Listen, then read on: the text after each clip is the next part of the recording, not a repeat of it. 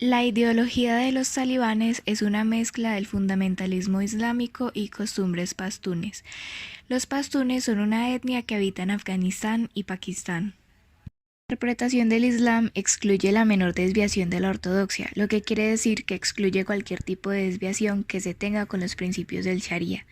Esta es una ley religiosa islámica reguladora de todos los aspectos públicos y privados de la vida, y cuyo seguimiento se considera que conduce a la salvación. Estas están derivadas principalmente del Corán, que es el libro sagrado de los musulmanes. Según la traducción literal, su significado es el camino claro hacia el agua, que según la creencia musulmana fueron las palabras que Alá comunicó al profeta Mahoma a través del arcángel Gabriel sobre cómo deberían comportarse los seguidores de esta religión. Su código penal impone castigos físicos que recuerdan el medioevo. Durante esta época se aplicaban castigos tales como azotes, mutilaciones y la pena de muerte de diversas maneras. Prohíben la música y cualquier otro tipo de entretenimiento. Según el portavoz de los talibanes, en el Islam la música está prohibida, y a pesar de esa restricción, el Corán no recoge de forma explícita que las canciones vayan contra la cultura musulmana.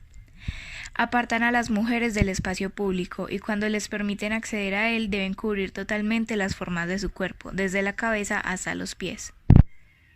Los talibanes siguen la jurisprudencia llamada Hanafi. Esta es una de las 4 escuelas de pensamiento o jurisprudencia dentro del Islam suní. Es considerada la escuela más abierta a las ideas modernas, aunque al mismo tiempo sigue algunas de las interpretaciones más estrictas de las leyes islámicas. Es la mayor y más antigua de las 4 escuelas, seguida por aproximadamente el 45% de los musulmanes del mundo. Esta distinción entre las escuelas aparentemente académica puede ser la clave en la capacidad de los talibanes para mostrarse flexibles como gobernantes. Tal vez el ejemplo más visible y fácil de entender sea el burka, una prenda habitual en la sociedad pastún, pero sin parangón en el resto del mundo islámico. En su primer gobierno, los talibanes impusieron el burka a las afganas, sobre todo en las ciudades fuera de su feudo, donde sus costumbres eran más cuestionadas. En el campo les bastó la segregación existente y las nómadas Kuchi nunca utilizaron ese sayón con solo una rendija a la altura de los ojos. Actualmente se está hablando de cambiar el burka por el hijab, imponiendo una obligatoriedad en el uso del mismo. Además, se dio un cambio de República Islámica a Emirato Islámico en la ideología talibán. Al contrario de lo que sucede en las repúblicas, donde el presidente no ostenta el liderazgo religioso, en el emirato, el poder político y el religioso están vinculados en la figura del emir, en donde la imbricación entre el poder político y el poder religioso está conjunto. El Estado Islámico dice que tiene un plan para conquistar el mundo y asegura que su califa ejerce el poder sobre todos los musulmanes allí donde se encuentren. Además, los talibanes se consideran como una unidad política independiente que comprende solo a quienes viven en el territorio de Afganistán. Se debe tener en cuenta que los parecidos con los islamistas radicales han llevado a equiparar la ideología talibán con el wahabismo saudí, pero estos son diferentes. El wahabismo es una corriente religiosa del Islam cuya implantación originalmente estaba circunscrita a los musulmanes suníes en Arabia Saudita, que son la mayoría en dicho país.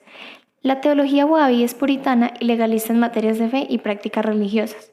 Además, los seguidores de esta ven su rol como los defensores del Islam, así como ven la necesidad de restaurar la pureza de un Islam aparentemente contaminado por innovaciones, supersticiones, desviaciones, herejías e idolatría. A pesar de las similitudes, los talibanes no son wahabíes, pues su moral para la sociedad tiene más que ver con sus orígenes pastunes que con el Islam.